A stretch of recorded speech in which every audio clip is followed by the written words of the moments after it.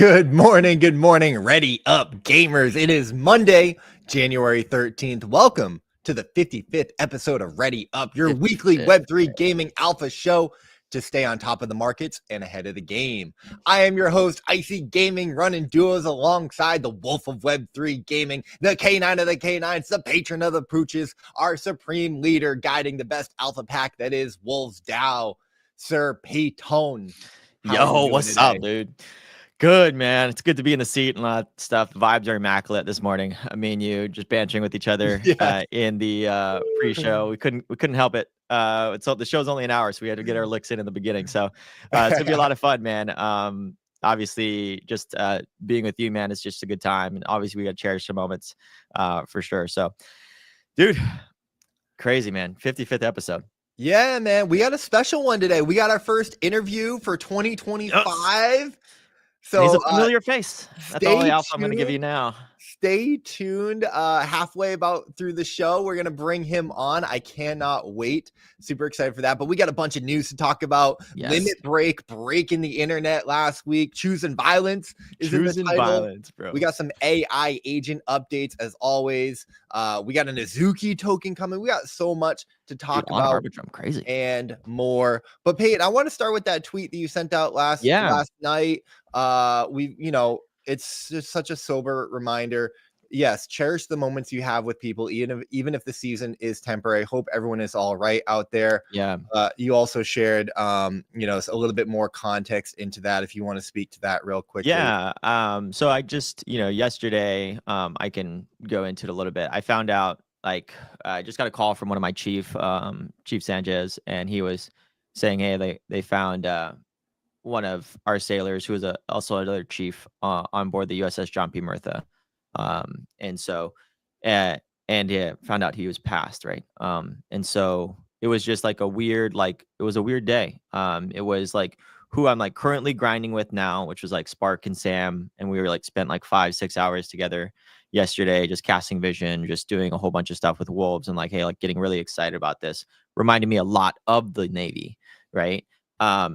And to also get the call of the chief, and he passed, and I called my dad, and he reminded me a lot of my dad. My dad was also a chief in the Navy, and so I just started bawling to him, just being like, hey, I served with this man for 4 years, been on 2 deployments with him, know his family, and all that stuff, and it was just really hard, and just picturing my dad and just letting myself go there for a second was just really hard for me to sit. And then turning around and then having to grind again with Spark and Sam, right? And it was just one of those moments that I cherish the moments with you. I cherish the moments with Sam and Spark, because you never know. In the Navy, you do know. You kind of know that either that person's going to leave to another ship or go to shore tour or something, but you really don't know at the end of the day whenever you're gonna say your final goodbye. Even a goodbye that's temporary, right?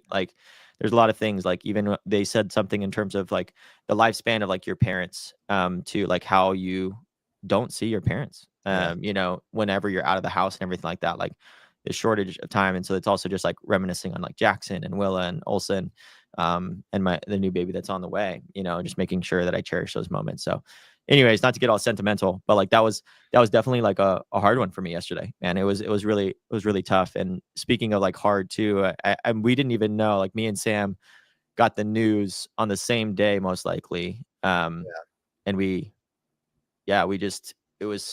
was crazy. Yeah, it was absolutely crazy. But yeah, my condolences to you, of course. I mean, people that you serve with, that is family, right? Yeah. And of course, our heartfelt condolences go out to Sam and Matt and the Stefanina family. Matt had shared some stuff. Fortunately, Sam and Matt got the chance to go home for Christmas and spend some quality time with their grandfather before he passed. But it is just a stark reminder to appreciate the time that we do have, to tell your loved ones that you do love them. And, I even posted the other day, the Office clip of I wish we could know that we're in the good times and the good old days before before we leave them. And we've been so fortunate to travel and to see so many of our friends from conference to conference, from event to event, and it just really feels like we are in this like golden age era of all of us building and working in Web3 gaming to make it inevitable and to cherish these opportunities that we have. Because life is short and fleeting, and you never know. So like we all get caught up in work and markets and this and that, but ultimately our families and our loved ones, are that's why we do it for. It's what we do it for. And so it's like one of those things, man.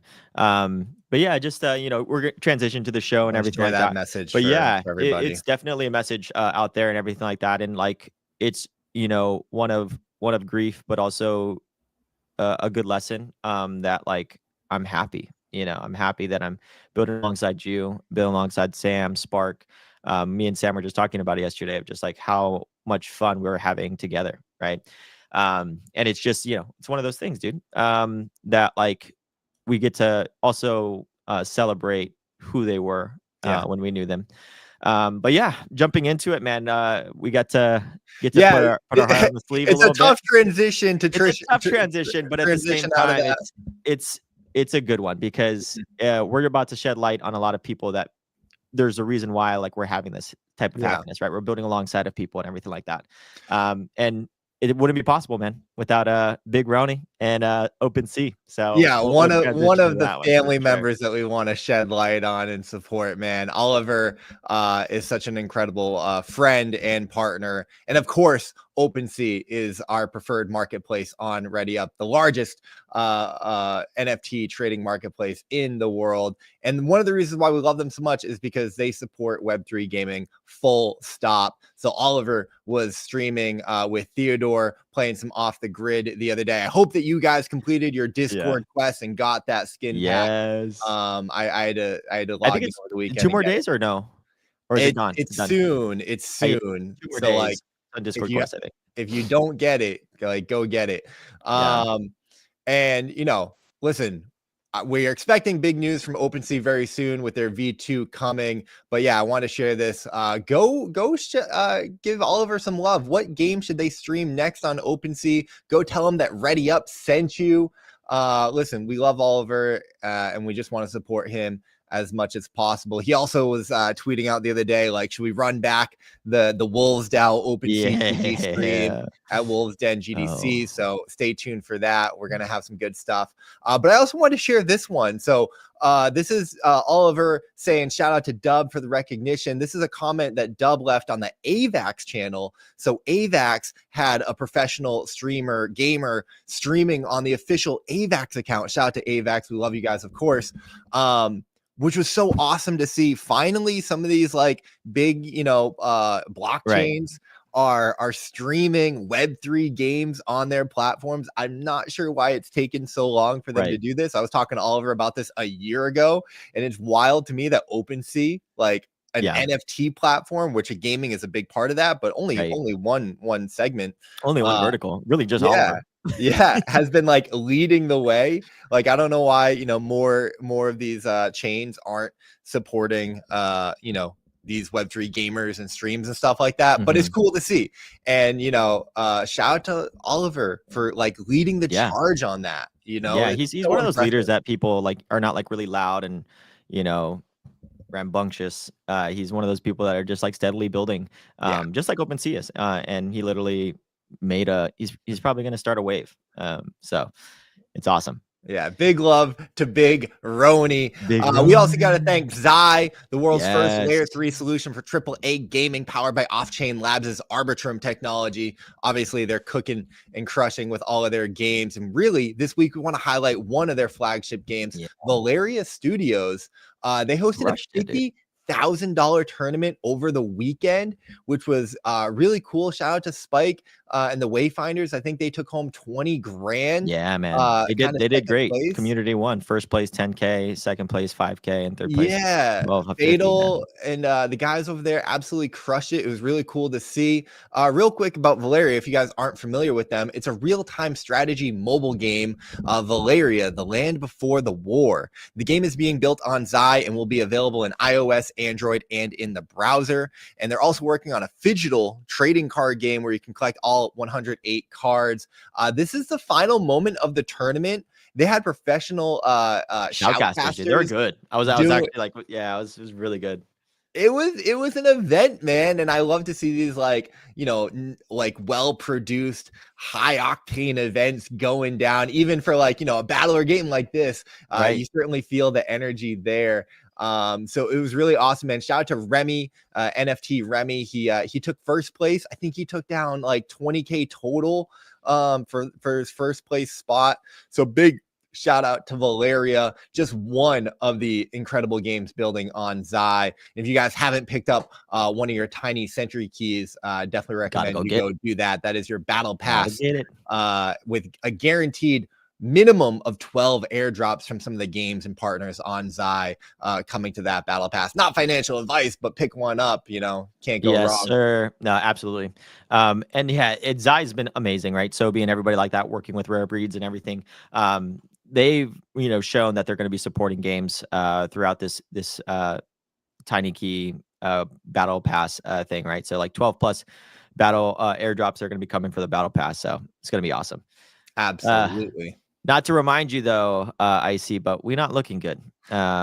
On time or markets, on both, right? Both, yeah. Go into markets real quick. We won't spend long because it makes us sad. So yeah, markets are down. There's a lot of blood in the streets. People saying that it might be over. All that typical stuff. I did love the video from Clemente this morning. Just calling out all the people kind of dunking on the markets being down. Bitcoin currently is $91,800, down 8.6% on the week. Ethereum holding on for dear life to $3,000, down 17% on the week. That one hurts. Solana down 20%. Man, markets are a little bit painful, but we're these types of volatility. I mean, this is what we're in the space for. Yeah, fear and greed index coming down to greed. We're still in greed, 61, but man, off of the high of 76 extreme greed last week. Sam says everything is fine, lads. Sam is deploying more capital, maybe more gaming, onto the timeline. Oh, did you see Ghost's tweet this morning? Is like the only bags that are not underwater are gaming. I couldn't. Ghost, man. Ghost. Freaking hilarious. This is obviously the funniest specific. Yeah, they always do this, right? And what's always funny about this is that the thing that changes on this GIF is not like, 150K Bitcoin. It was like 100K last time, right? And then it went down to. So it's just funny. Every single cycle, you get to see this number go up if you zoom out.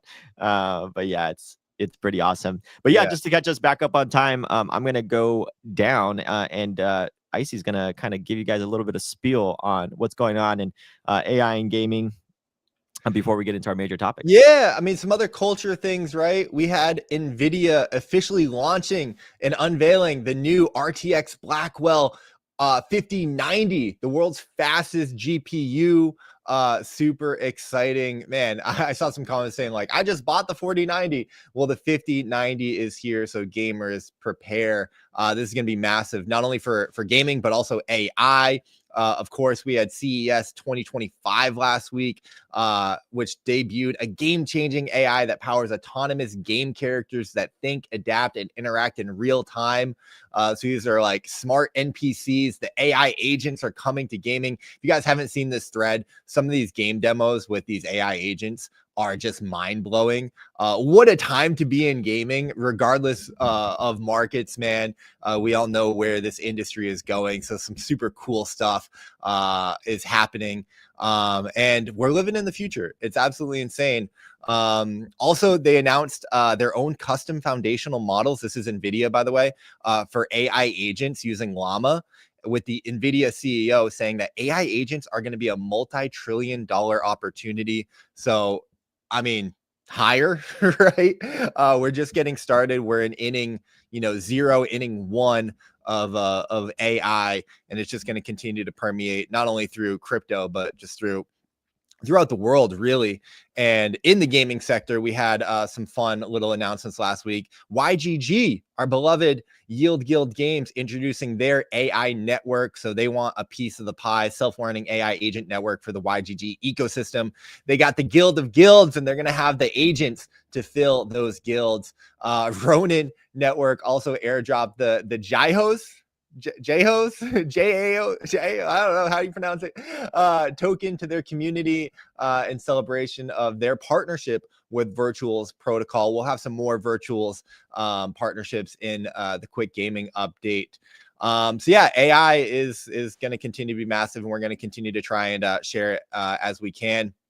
Yeah, I did jokingly call out Jhos. He was talking on the Jasper meme coin space back in December and just talking about AI agents. And I'm like, oh yeah, Jhos confirmed. And it turned out to be real. And it turned out to be real, man. Alpha on alpha. Absolutely, man. Yeah, dude, I would say that it's absolutely crazy with the AI agents and everything that's going on. A lot of the content creators are trying to implant themselves into AI. And it's smart. We've talked about this. I wrote a thread about it. It's brilliant, right? So love it. Can't wait for it to develop in more spaces. Yeah. Next up, we can talk a little bit about the two topics that we're going to talk about today is Exterio and also Limit Break with a little bit of a games update in between. But we have here from Hunter Solaire the Exterio. Yeah, some more game updates for you guys. Gotta love Hunter sharing some early performance of the 2025 gaming token launches. Exterio launched last week. It's down 32%. Seraph was the big one. They're down 80%.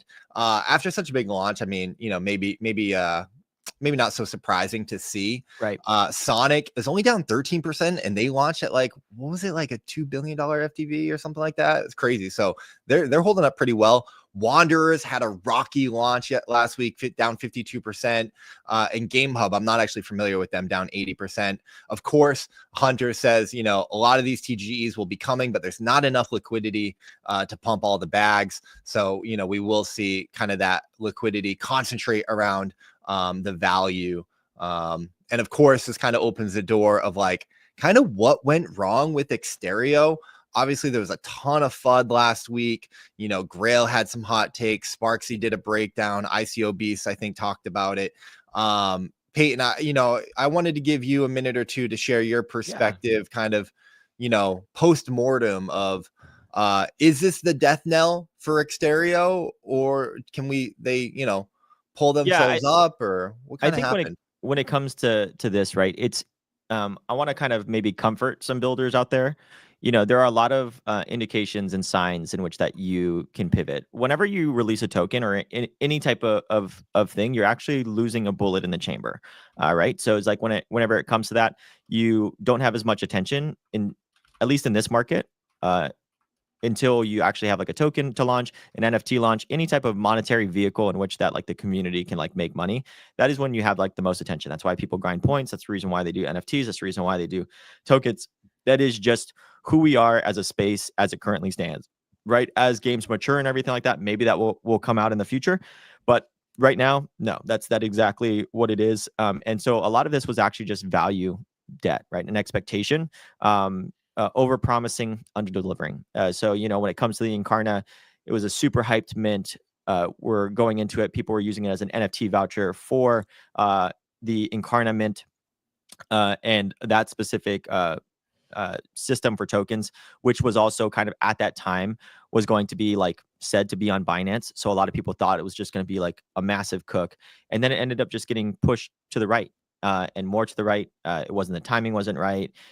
They shifted their focus onto AAA games, into like mobile games. They went into the Exterio route. So like the distraction from like Incarnas and Overworld, which that's what the specific NFTs were minted for. Ended up being like really difficult for them to come back on. And so I would say that's like probably the biggest learnings from this, is that you can't overpromise this much. And if you are going to promise, you make sure that you deliver along the way. So they have a banked up trust of like, hey, they're going to look out for me as we go through this. You need to be able to give them exit ramps to really be able to either get their cost basis down or be able to do things to hold and be like very much have a lot of conviction moving forward. And it's just as like a example of too much expectation debt. Promise after promise after promise. Hey, you should hold these things. It's going to be worth it. All that stuff. And then that community starts, having hopium and copium for each other. And so they're like pumping each other like, hey, let's hold or whatever. Hard to exit that kind of stuff, especially whenever you see those prices before. And so a lot of expectation debt, a lot of promises, a lot of shifting. Also, what didn't help them, I see, was the Exterio was really focused and indexed on like launch pads in terms of NFTs. They were probably the best like launch pad at that time. They were getting mind share from, Magic Eden and all that stuff. And so that launch pad was probably the best when it comes to NFTs. The only thing is the NFTs didn't soar, right? Tokens did. And the other kind of like thing here is that like the token for Exterio is like locked from VCs investing for like, I don't know, 4+ years, 6+ years. I forget. It's probably the longest vesting schedule that I've seen come across my desk. I didn't participate because of that reason. And a lot of these people are just giving millions of dollars to Exterio with vesting 4+ years with probably now not the momentum that they had in 2023. So, or 2024. So that's early 2024. That's kind of like the summary of everything. Not to go too long, but yeah, absolutely crazy. Yeah, it's kind of wild to see. Pride cometh before the fall a little bit. Sparksy, ICO, Grail all had really great takes. We'll leave those links in the show notes down below. But we want to move on to some of the quick gaming updates. Guys, quick reminder, everyone tuning in, we do have our first interview. I think we can leak it. He's behind in the backstage right now. Yes. Sovereign Jawa will be coming on at the halfway point. We're going to be talking to him about his gaming portfolio tracker, his market cycle top tracker, and some of his perspective on the industry and whatnot. Just being a goat, man. So real quick, let's go down the quick list of game updates that you guys might have missed. Of course, I don't know how you guys would have missed this. Anime, the token is coming. They dropped this token trailer January 2025. So sometime in the next 2 weeks. And they just also put out the tokenomics. I think over 50% of the supply is going to the community, which is absolutely amazing. It's like the most that a token allocation has gone to the community. So really, really impressive. Everyone's really excited for the Azuki token. As an anime fan, I know Peyton is excited. We also got Rise, 0x Rise, notable gaming researcher and thought leader, debuting Sanzai Labs and their Telemafia game.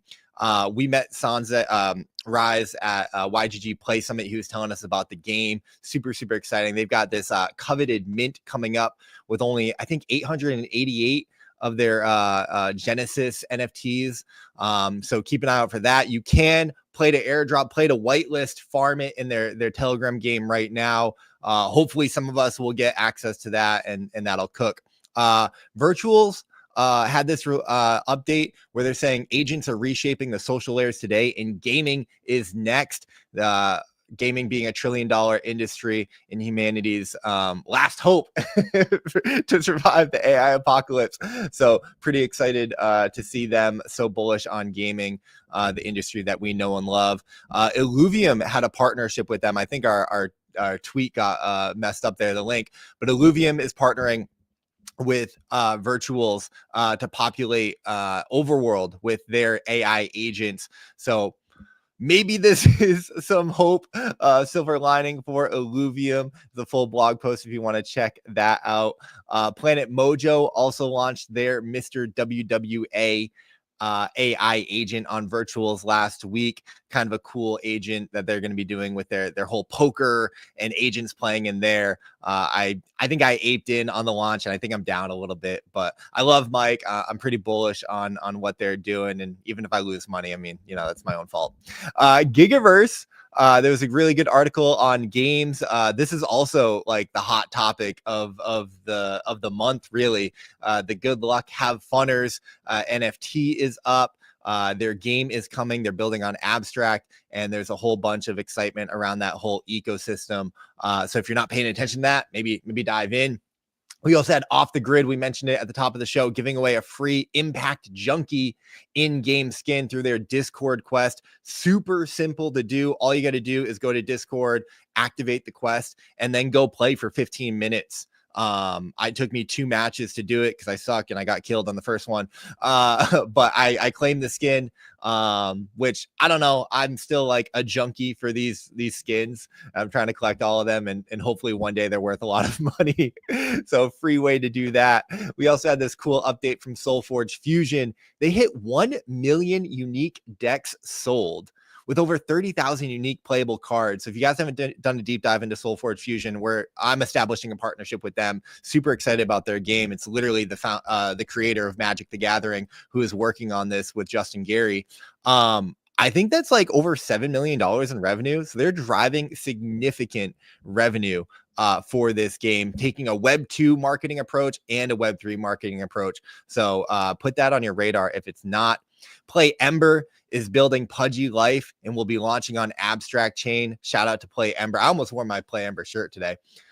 So a whole bunch of Abstract news coming out. Chrono Forge is also coming to Abstract. Massive update for them. And they also welcomed Mark Myers, who is the ex-head of Disney North America and Game Studios, to their partnership team. So massive for them. Congrats. Chrono Forge looks beautiful, and hopefully they can cook on Abstract. More chain game news. Animate is migrating to Toy Chain. We covered Toy Chain in one of the daily videos. I haven't done a deep dive yet. But yeah, Toy Chain, Animate, they're moving there. We also wanted to share Eureka, our boy, the man with the best hair in Web3 gaming, Jordan Feinstein. Look at that fine man over there. They're building the Eureka engine, which is the first social media game engine, of course, for Eureka the game, which you can play just by interacting on Twitter, quote tweeting, and interacting with the bot and their social media engine, which is super cool. Really bullish on Jordan, what they're doing. We love you, brother. Last but not least, in the quick game updates, MLG could be like the official gaming meme coin of our entire ecosystem. You know, FaZe Banks is pushing it pretty hard. Love him or hate him, he has a massive audience, of course. And you know, MLG, you know, soar to all-time heights. Min shared a thesis on MLG. It's probably down since the time of posting, but at the time of posting, it was $140 million market cap. This, you know, I want to put this on your radar because it seems like it could have the potential to break out of, you know, crypto and kind of go mainstream with a lot of these mainstream gamers. It could be like the Doge of gaming. So maybe there's something to take a look at there. I feel like this could be our MOG. You know, I feel like Sam is cringing at every word that I'm saying, but you know, I wanted to put it on the radar there. That's going to do it for the quick game updates. A lot is happening in gaming. Is far too much to stay on top of, but the daily video is returning later on today, so I'll have more of those updates for you guys.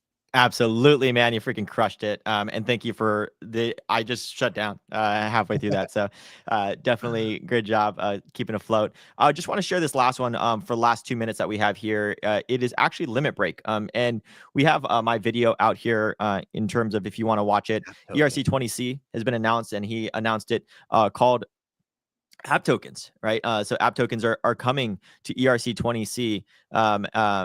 And it's amazing, guys. I think it's really cool in terms of what it can and do. Really, it just gives programmatic control to the builder for ERC20. And so they have a lot more flexibility to be able to do that with like different types of pools, you know, forcing people to do swaps to a certain type of token. It's really very cool. And I can't wait for game developers, not just game developers, but just like any developers to kind of come in and see it. If you guys do, again, like want to see a little bit like longer video, definitely go here. Really just the TLDR programmable ERC20 tokens. You'll be able to transfer all the different types of like logics and features, and they have a huge Medium article that I try to summarize as best as I can in it. But yeah, man, what are it's gonna be awesome. So I haven't done my deep dive yet, shamefully, but I saw so many founders like quote tweeting this and commenting on it.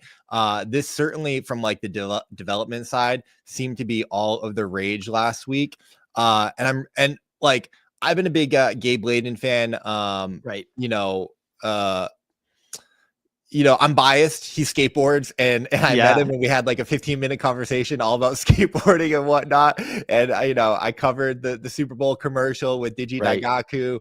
I unfortunately bought the top of one of those NFTs. Heck yeah. But nonetheless, like, I have been impressed to see him kind of go quiet over the past few years, but Right. heads down and just build, right? With what they're doing with Limit Break and the ERC 720C contract that they first did, and now to see what they're doing with app tokens. Like, it seems like they're building at a fundamental layer, which I really appreciate, and you have to give credit and respect to. So I'm curious, like, high level takeaway real quick. What's your take on these app tokens? What are some of the ways that developers are going to be able to use, this primitive in game development? So it's no shocker that the first first thing that Gabe says is like user acquisition, right? Machine Zone was his previous company that he worked with, obviously driving major traffic in terms of making that company profitable in like mobile gaming, right? So when it comes to a lot of applications, why developers are happy is one, from like an economic standpoint, you have a lot more control over the rule sets around your token, which once you give outside forces into something that is like, not there, like a lot of these games are not like really fully developed, right, in terms of economies or any of that stuff. So you kind of need training wheels. So that's like one major factor. That's why a lot of developers are super happy about this, because like a lot of them are building on like the paradigm that like, there's going to be some crazy degen person going to come in and like just really have a huge speculative moment or anything like that. I'm not saying that you can do that, but you can help facilitate like that economy better. Second is like downloading, installing, and gating crypto. So like you can only get token whenever you download, install it, and get through the Fatui, right? So there's all these type of like reward mechanisms in which that you can actually program all of that stuff and be tied to it. And also like reward pools that are like kind of familiar with, there's pools all the way down at the bottom of the document. And he talks a little bit about the token master and how like you can set up these different types of pools, which you can force a function that like you can only keep this ERC20C token into a USDC pairing. You can like force that. Lastly, you can like also just give like rewards that are like very similar to like a boba punch card. That's what I put in my video of like, being able to like get like 5 bobas and you get 1 for free, right? Those type of things. There's like reward mechanisms in which that like you can program all of that stuff to be able to give it. So it really gives like a lot of things. And I think there were some context. So I'll say this. So there were some like negatives about like this specific ones. And a lot of the negativities were probably from people that don't like build anything. And that's totally fair though, because the consumer in a lot of times is like, right. What ended up happening was that like a lot of people like, this doesn't seem like very like Web3. It seems like you're giving a lot of control over to the builders. And that's true. Like I will say that's true. And I think for me, I have a lot of sympathy and empathy for these builders, because they are having to have all these different types of forces. And sometimes they just want their old training ground back, right? They want like to be able to do that and be able to take off the training wheels whenever it's ready. And I think that's really what ERC20C does. In some ways, you can have like a fixed value resource swaps. You can protect people like whenever it comes to trading. Like everyone got scammed in RuneScape at one point in their lives, right? So like when it comes to that stuff, like, you could force somebody to be able to like, hey, that's too much of a high of a margin in terms of like average price or whatever, that like you're protecting players at that point, especially like new players, to have retention, which like you can argue, and that's what I also said in the video, you can argue that's part of gaming. You know what I mean? That's part of like, not trusting the world in a lot of ways. Like fixed value resource swaps is what's kind of going on in the video right now. Like 2 wood to 1 stone, always. You can program that into the token. And it just gives like crap ton of flexibility. It's the reason why all these developers, optionality. Paul, like Cam, like they read this. Very cool. Josh from Bornless, Game 7. I talked with Bear Snake right after from like Ronin, and I was like, check it out, guys. Like MMORPGs, like this is like perfect for them, right? There's a lot of things that are good. Very cool. Very cool. So, this is probably massive, not only for like on-chain gaming, but like just, the gaming layer, right? Because these are smart contracts, right? One of the huge value props of crypto is like look, these are programmable, enforceable code. And but so much of the primitives have been built for DeFi and finance and whatnot. Right. So it makes a ton of sense that Gabe, as a game developer, comes into the space and sees like, hey, what about smart contracts for games? What about programmable, contracts for games? And the marketing is fantastic. App tokens makes a ton of sense, right? Tokens for applications, customizable, primitives for specifically built for games. So I love to see it.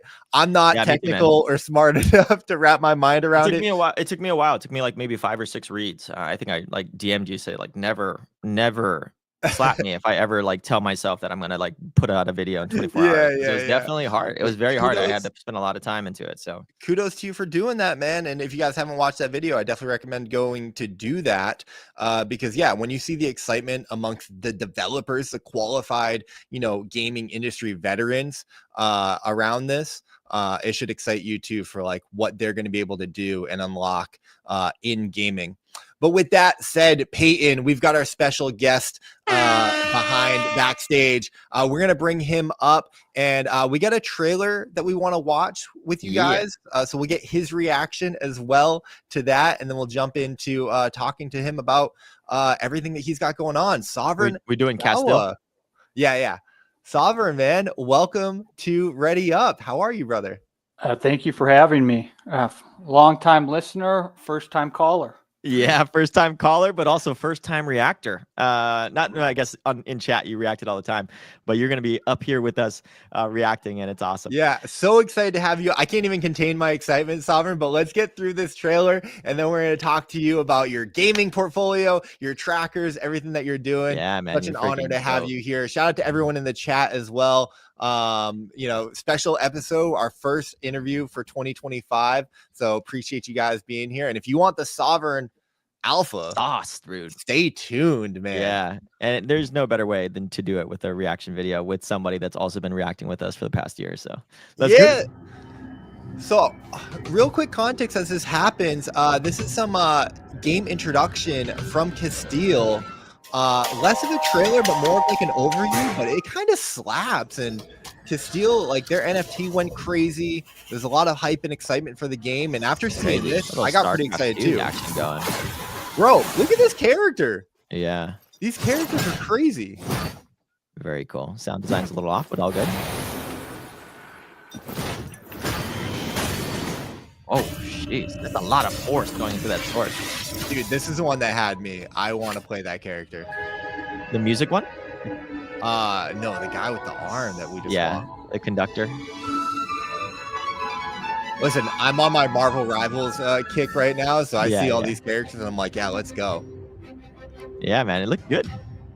So this is like tell me a little bit more about this game. Is it like more of a mobile like type of? Yeah, so it's a mobile. They call it a next generation 3A, AAA idle RPG roguelike game set in their fantasy universe. But the mobile play looks really clean, really solid. They got a bunch of lore, arena PvP, of course. So after seeing this, I understand a lot of the hype behind Castile, to be honest. It does look cool. It does look cool. I have to try it. That's one of those things. But if I'm going off of that, my rank is going to be an 8.1 because it is making me want to play. I think that's what I've been trying to, like, over the year. I've been just trying to figure out what the spectrum in which that like a trailer does. And if it moves me to action, the higher it goes into score, right? So for me, my rating system, and it's only for me, guys, okay, 8.0 is like, I'm probably most likely going to download it. Yeah. Big score. Yeah. Let's go to Sovereign, man. Sovereign, after first time on the show rating it. What do you think there? It was a nice combination of showing the characters and also showing the gameplay. I really like the gameplay sections. Idle RPGs are not my favorite. Yeah. However, it did look really, I agree. It is something I'd want to at least try. I'll give it a 7.5. If it was live action instead of idle, I'd probably give it an 8.5, but we'll go 7.5. Yeah. Yeah, like I love paint and score so Such much. flutter, I bro. think I'm at like a 7.9 because it's like just there for It's me. But like- I think I'm with you there on like the idle RPG. But the character introduction looks sick, and then seeing how they are tied into the actual gameplay, like kudos to them for pairing both of those. And I don't think this is like an official like game launch trailer or anything like that. It's kind of like one of their like dev updates on the YouTube channel. So if that looked interesting, keep an eye out on Castile. Real Bro, all quick, these I guys just are want hated in the chat, bro. Sevens, guys. Anyways, shout you out guys are to entitled to your wrong opinions. Sovereign Jawa, guys, is joining us, and no better way to do it. Like Taylor said, huge W for Sovereign from audience to ready up stage. Honestly, Sovereign, you've been going on a tear in terms of growth, man. We loved you always from the beginning. Icy, pointed you out to me. I was just like, dude, this guy is just a gem. So shout out to Icy for putting me on to you, man. But love that you're a wolf. Love that you took it over. I yeah. think it's your Discord now. I think what you said. So if you guys have not followed Sovereign, please do. He's always giving out really good information. And if you're a wolf, obviously listen to what he's saying. So Sovereign, welcome to the show. And Ice is going to take over a majority of the questions, but just wanted to say thank you, man, for always just being there for us in chat. The quality of who you are and your mind, and still coming here every single week to get information definitely gives me the warm and fuzzy. But welcome to the show, brother. Thank you for having me again. Yeah, man. I mean, let's start off like we definitely want to get into your portfolio tracker and even your crypto metric tracker a little bit. You produce these great resources, and anyone that's not paying attention just doesn't like alpha. But we'll get into that in just a minute. Why don't we start off like tell us a little bit about yourself and like how you got started even in the space of Web3 gaming. Yeah, sure. So I got into crypto around late Q1 2017. Ironically, the SEC is responsible for me getting into crypto because at the time I was kind of starting to get interested, and the Winklevoss twins from Gemini had a BTC ETF application, Right. and it was denied. Yeah. And I read the order and I thought, well, this is going to take a while. So I got a Coinbase account the next day. Nice. So they kind of got me into it, I guess. But I became interested in Web3 gaming around, I don't know exactly when they started. Gods Unchained in 2018 and 2019 got me very interested. I grew up playing Magic the Gathering, so I thought the concept made sense. I was buying card packs before the cards were out, before the game was out. I was very interested in that game. And then, last cycle I did some trading, investing. I was disappointed in the NFT cycle because I thought, well, gaming utility NFTs should pump. Right. And some of them did okay, but not that many.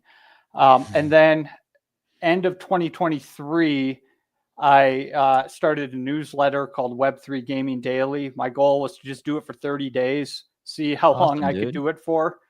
I made it 60 days, but decided this is a lot of time. I really don't want to be a creator. And here you are.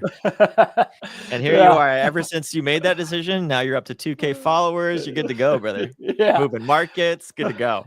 I don't think I move markets, but indirectly. Indirectly, my friend. Maybe indirectly. I think you have more power than people think you do.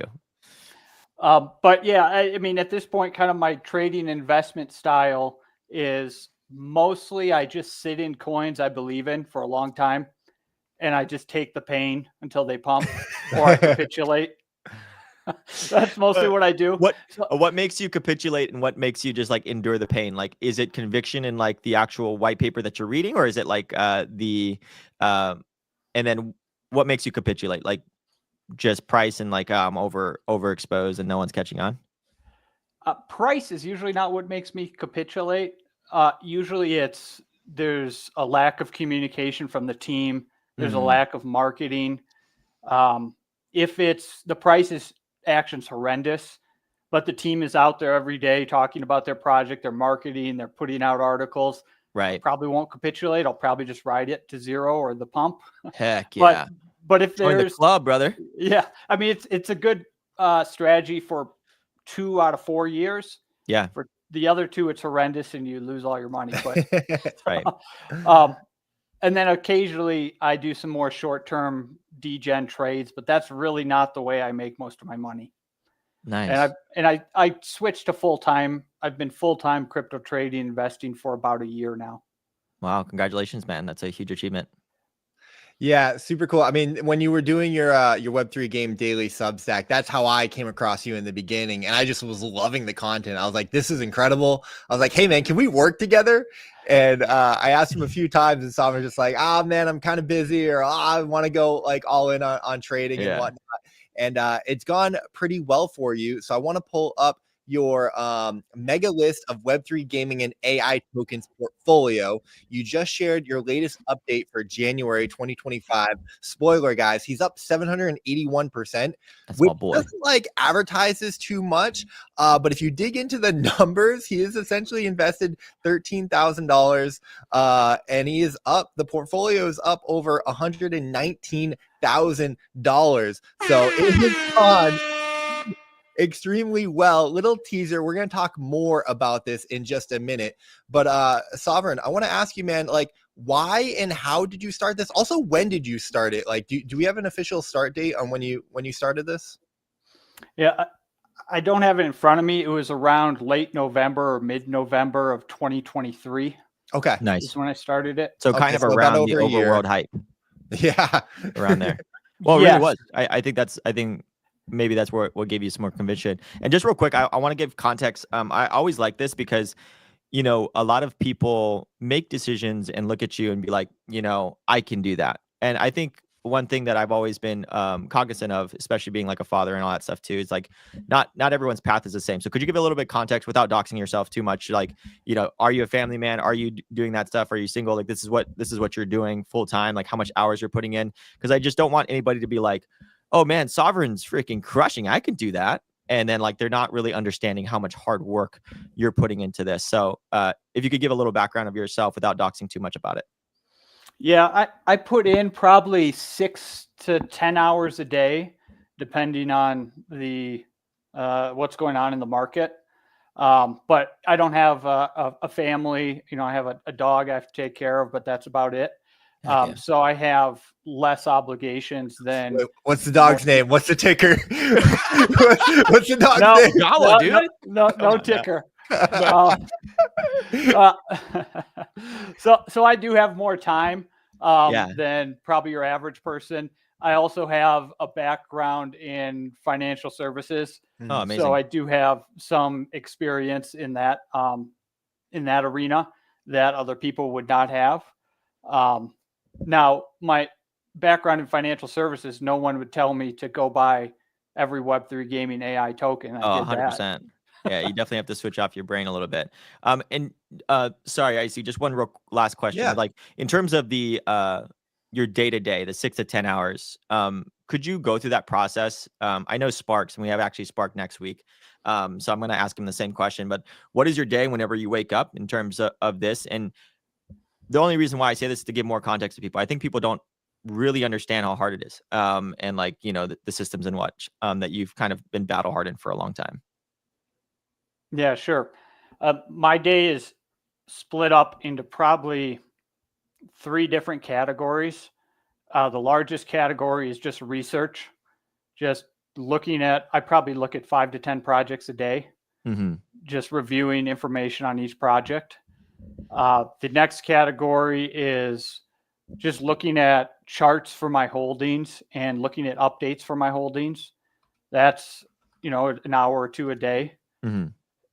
And then after those 2 categories, I may have a little bit of time to post updates on X, see what's going on in socials, actually buy coins. I do have to do. Yeah, exactly. And then anything research and actually do it. Yeah. Anything that's left over is for degenerate gambling and gaming. Very cool. That's awesome, man. Well, thanks for sharing that. So people at least have a measurement stick of what they need to break up their day. Obviously, too, having the financial background and the experience that you have is probably the most important. But I see. Sorry, take it away. I know you have something shared for a while. No, I think it's super helpful. But like a part of the backstory behind this gaming AI portfolio was to make it kind of to turn your brain off and just to see how it went, which, spoiler again, it's going really well. So tell us a little bit more, like, why you start. I know a little bit of the story, but I want to share it with the Ready Up audience. Like, why did you start this? What's the backstory? Yeah, there's 3 reasons I started this. The first one is essentially what you said. I'm not that smart and I'm not that good at picking coins. So let's just buy everything. I mean, it's not a lot, $200 or $100 a coin, but just buy everything and let's see how I actually do. Mm-hmm. And what I've learned is the coins that I actually would put size into outside of this experiment are not the coins that have performed the best. They are coins that have performed probably in the top third, but they are not, they are not those top 10. Most of those I would not have bought on my own, putting size into. Right. So that's number one. Number 2 would be that I have a thesis and have had it since late 2023 that AI is most likely the biggest narrative this cycle. Mm-hmm. And then gaming is my favorite narrative, and that's where I have the most edge. So the idea is, well, let's combine the best narrative, AI, with the narrative where I have the most edge, and that's gaming, and put those together. And so that's what we've done here. And then the third one is similar, to try to create an edge for myself in AI gaming by buying all of these coins, even though it's small amounts, really inconsequential on an individual token level. It does create this automatic desire to learn about each coin, especially since I have to I post each time I add a coin.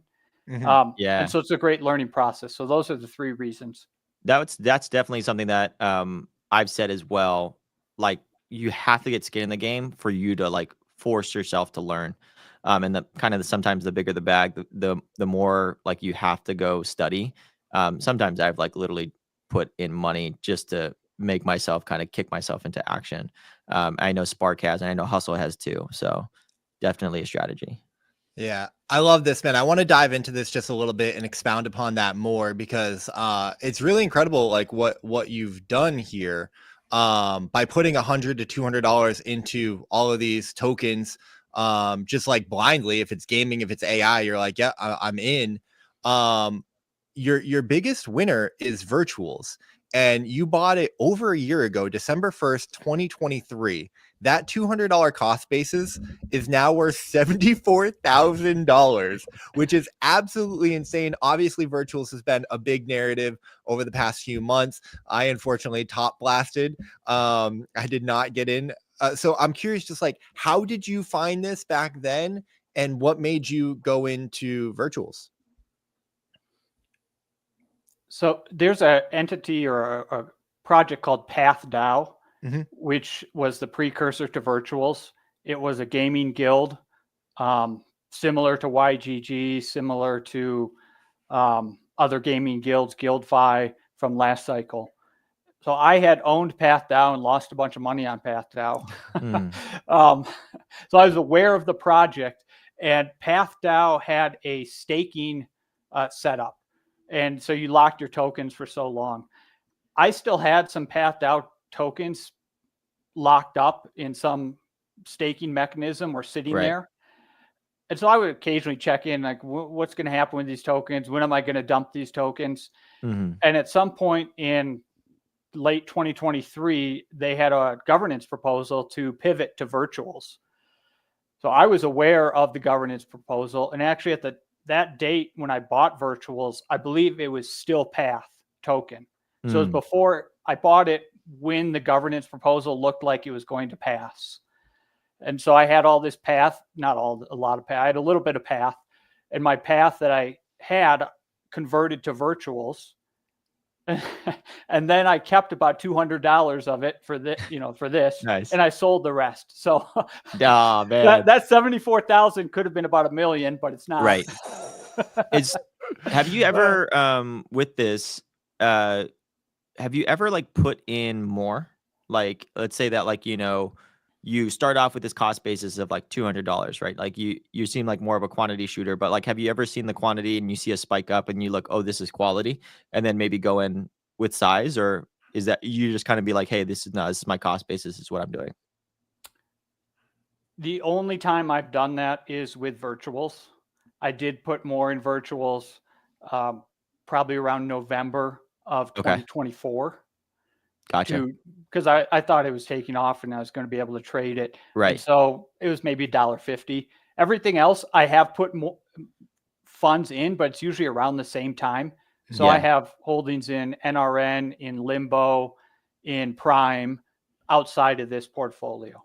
Right. Gotcha. Okay, cool. Good to know. Like, I think that's something for me. I always like, one thing that's really hard for me, Sovereign, is like going into something more whenever like there's a big spike up, right? Like in terms of multiples or any of that stuff, it's like, hey, whenever you have like a 2x or a 3x, or sometimes in your case like a 10x, it's like, well, how much can this go up more? And so I'm not going to put in more, I'm just going to keep it. But then it's also stopped me from a lot of gains as well too. Solana was a perfect example. Whenever it went up to like 60 and then it went up to like 100, I was just like, there's no way. Like, this is like, it's not going to keep coming back, right? And then I'm having to cost basis into like 130, right? Like that, it's just like, okay. And then it went up more, right? And so it's just like one of those things. Is do you have that psychological barrier too, or you're pretty good at pushing that stuff down? I do not really have that psychological barrier, in that if something goes up, or 2, 3, 4x, I just move on. I don't. It's well, I missed a trade, I'll wait for the next one. I usually don't worry too much about it. Gotcha. Sovereign, I want to ask, man, so has there been anything like really surprising, or like what's been one of your biggest takeaways from running this experiment, from doing this portfolio? You've put money into 77 tokens. 37 of those tokens are up. 40 of them are down, with your top 3 performers being Virtuals, Vader, and Game. This is all in your report. I'm just reading your summary here. And the worst 3 performers have been Game Swift, Nim, and GMRX.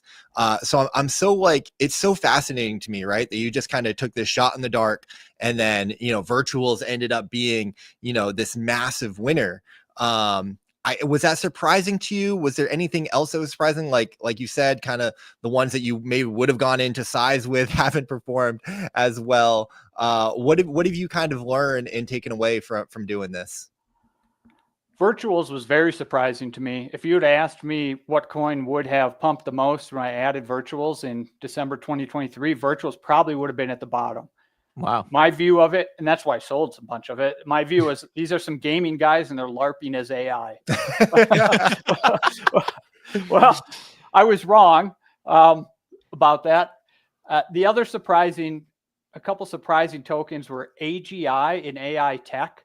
They've moved down the list because they've had unlocks for the past few months.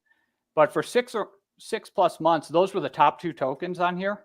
And I was just sitting here coping because I thought they were horrible. I would never buy those. And they're just, from a percentage basis, they're just crushing my portfolio. Right. So I was just really coping on those 2 tokens. Now I feel a little bit better because the unlocks have taken them down a little bit. But I had 6 months of really being frustrated about how much I underperformed those 2 coins. Yeah.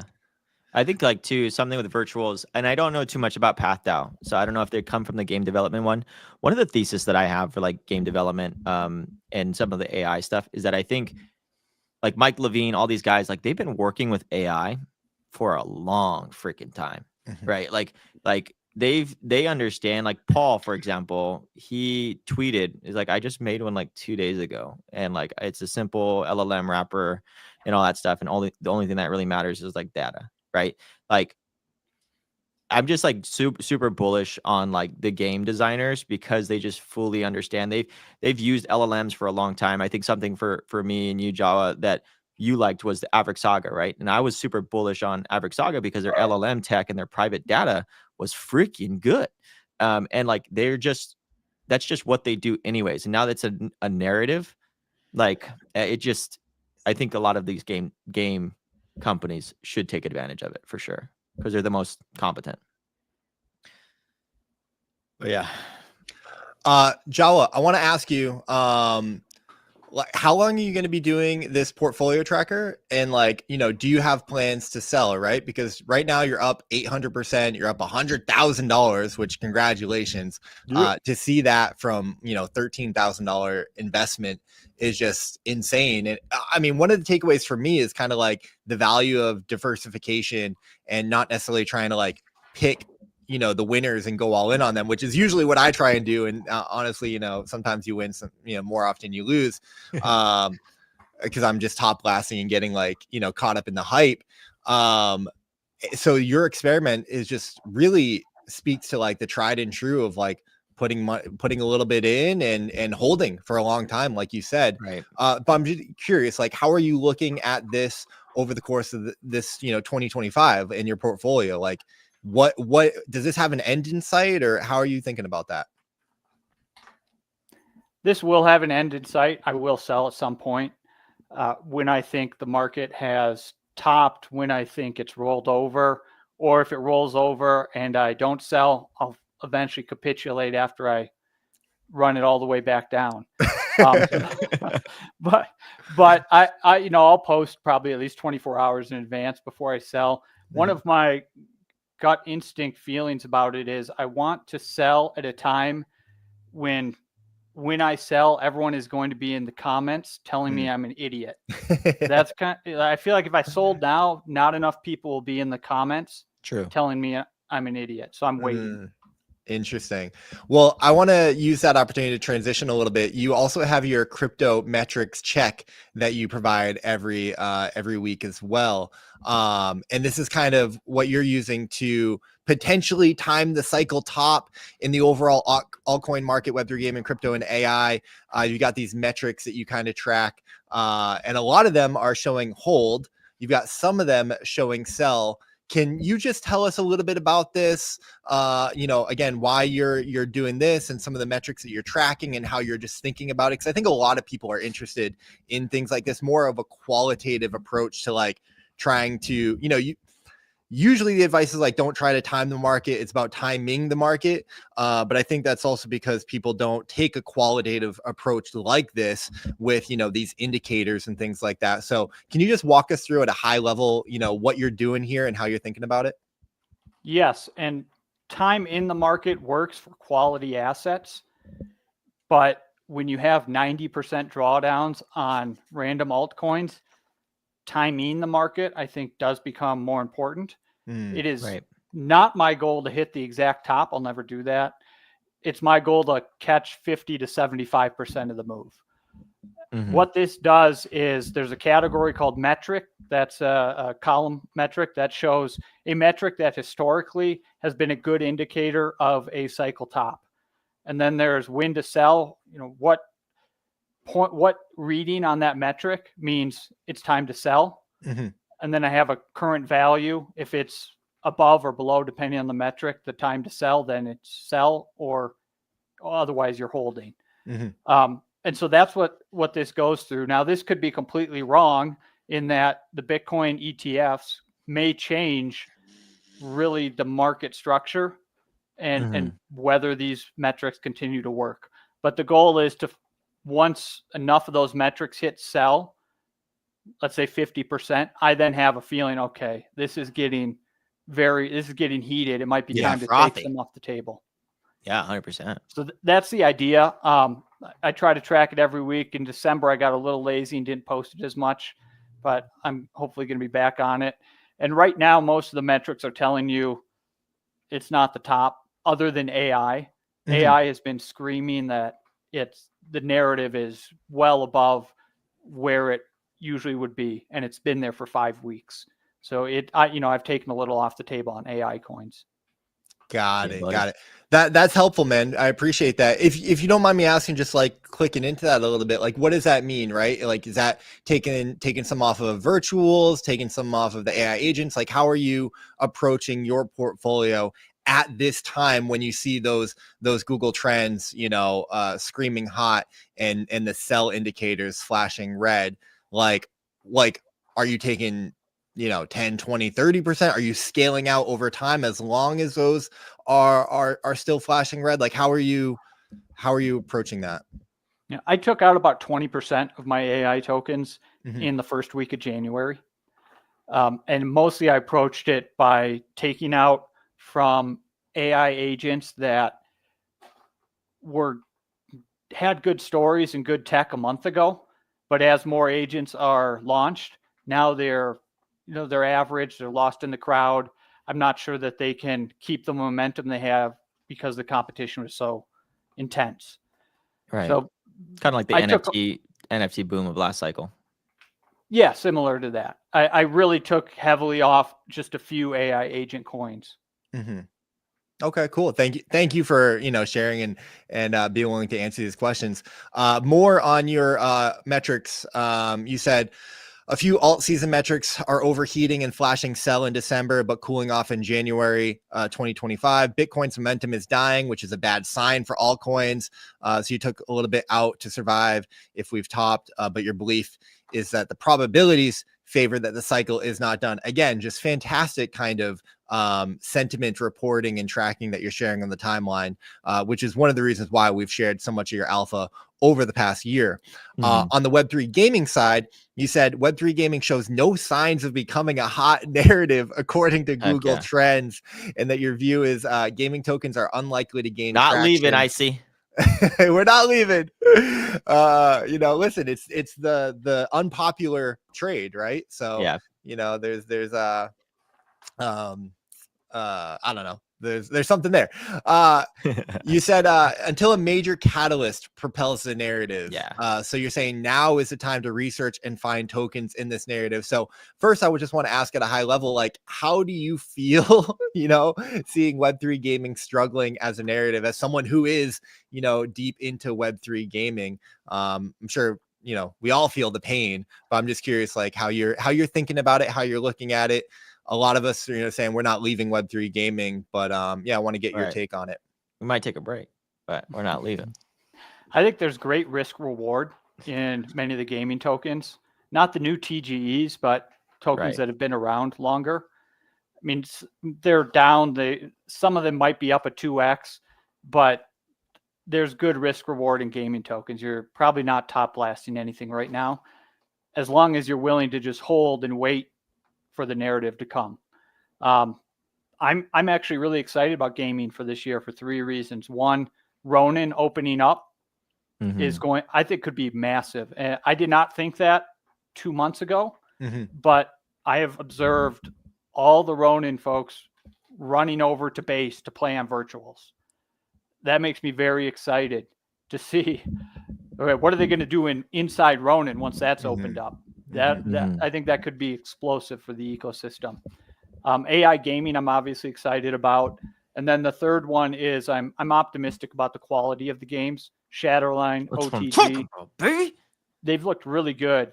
Raven Quest, I think more nostalgic vibe, but they've impressed. Nice. I just want to see some more games outside of the shooter genre really come out and do well. So I'm optimistic about it for 2023, but what needs to happen is a game needs to make their community rich. That has to happen. Yeah. And until that happens, I don't think the tokens are going to do very well. A lot of people don't understand that, like the value stuff. Like Ronin, first, like they had the cascading effect of 2017, right? So 2017 ETH, obviously, they had a catalyst on that, and then being able to just ride ETH's price action up. But in terms of axes, their mythic axes and all that stuff made that community just a bank. And not just that, the derivative products within Axie made bank too. And you look at it from the 3 major players that were in Axie, YGG still very relevant and still very rich, right? Breeder DAO turned into Sovereign is like killing it on on-chain gaming and will probably build a empire within on-chain gaming, and probably AI agents, because Rens and a lot of those people are doing that. And the last one is Zentry, right? Zentry just got rebranded as well. And so like all of those people came from Axie. And not just that, a lot of those people are still kind of in gaming, building in gaming, and just have liquidity to expend. But like you're right, Sovereign, we need another like renaissance of like people making bank. And like everybody's just kind of I have a joke in like Web3 gaming that like Web3 gaming's poor. Like in terms of like the ecosystem, like we want to support games, don't get me wrong, but like, you know, games are also super expensive, so they can't support us. So it's like one of those things. It's like we're all here. We like eating crap together. And like I would say too, we're probably the most skilled. I think that's one thing that's within our ecosystem that people probably give discredit for. If you look at it from like the creator standpoint or the aspect of stuff, like the amount of effort and time we put into things, the amount of like learnings and understanding of what we need to understand about game design, Web3 is just like, I would say the Web3 gaming ecosystem, I don't know, the 10 of us that are here definitely have leveled up in the last 3 years because of that pain. But anyways, that's just me on my little high horse. But yeah, anyways. Oh man, I have Sovereign. I could talk to you for hours, man, and I would love to at some point. But we don't want to keep you here too long, so we want to wrap the show up with some quick fire questions. You've been so gracious and excellent with your time and everything that you're sharing. Super appreciate you, man. Real quick, rapid fire. We got just a couple questions, so would love your answers on this. But like quick fire. What is your general advice to the Web3 gamers who may be looking to trade, some of these markets? You've obviously been able to do pretty well. So I'm just curious, like, what your take would that be? Yeah, I'll take it back to gaming. This is really like the WoW auction house or an MMO marketplace. You know what's in the next patches in the game. And so you are looking to snatch up items that will be in high demand next patch. That's the approach, right? So you find the upcoming narratives, invest when no one cares, hold through the pain, and at some point you either win and it pumps bigly, or you just bleed out and die and capitulate. But the wins should outnumber the losses, and so that's the approach. Really, just use your gaming knowledge and trade these markets like it's an auction house and an MMO. I love that. Are you playing any games at the moment, Web 2 or Web 3? And if so, what are you playing? I was playing a lot of OTG and Raven Quest, the playtest, toward the end of 2024. But starting December, I had to focus entirely on investing and trading. If you're full-time doing this and markets are like that, you got to that's what you have to make the bag. Yeah, strike while the iron is hot. Yeah, I was trying to lock in on the trenches, and then Peyton and I played Marvel Rivals last week. I can't believe it's only been a week since I first played Marvel Rivals. I probably put like 20-25 hours in over the past week. You gotta keep that edge, brother. I am hooked. I've been loving it. Sovereign, what is your favorite game of all time? A little bit of Sovereign lore here. Wow. I mean, it changed my life, I'd say. Nice. Okay, love that. And is there anything else you'd like to share before we let you go, brother? Alliance or Horde? Just real quick, sorry. Alliance. That's the good guys. Screw you, Sam. Sorry, I know not that. I love you, Sam. But another one for Alliance. We have standards over here, Sam. We need the Coop ruling on this. Sovereign, man, it's such a pleasure. I'm so thrilled to kick off 2025 with you. It only felt right, man. Yeah, so thank you for taking the time. Time is money in these markets. So is there anything else you want to share before we let you go, brother? Yeah, just two quick disclaimers. One, nothing I've said is financial advice. It's information, education only. Do your own research and consult a financial advisor. Two, make sure you smash the like button or I will FUD you. Yeah, let's go. Boy. Let's go. We also have some fudders in the chat too, Sovereign, saying, Shady saying, Alliance, guess I'm downvoting the stream. Gaming Intelligence Agency, Horde. I guess you're speaking for all of GIA. And then Storming saying that he is a full Horde. Yeah. And so that's why you guys will never be guests on the show. Sovereign, man, I can't thank you enough. Absolute one of the best big gigabrains and alpha callers and researchers just in the space, transparently sharing what you're doing and trying to provide guidance and help to others. It's no wonder that you were recently inducted into Wolves DAO and even were Wolf of the Week. So massive congrats and thank you for all that you do, man. Man. You're a gem in the space. You're highly valued. And I can't wait to just continue navigating the space throughout the year with you, man. Thank you, guys. Alliance, crater that. Get out of here. All right, love you guys. We'll see you guys next week. We're real quick. Shout out to the sponsors that make this show possible. Yes. Go buy some NFTs on OpenSea. Tell them that Sovereign Jawa sent you. It's in the alpha. I'm just kidding. Don't do that. Tell them that Icy and Peyton sent you. And Zai Games is cooking, guys. You've not picked up one of the Sentry keys. I don't know what you're doing. There's 12 airdrops coming. I don't know. We love Zai. Thank you guys for making the show possible. We will be back next Monday with a brand new episode of Ready Up. Peyton, I love you. Jawa, thank you. Everyone in the chat, Soulforge, AE, Storming, Shady Shiba, Legends coming through. Welcome back, Storming, Fakosha. I saw you earlier. Maddox Makes, Winterfire, Lau, of course, Sam, Jack, everyone. Amazing. Nanka, good to see you guys. We've missed so many of you. Ruthie. And yeah, man, it's gonna be a good year. Even when the markets are down, keep calm. The Horde players. Keep calm and game on. Shout out to the Horde players. I love you guys. Alliance. I still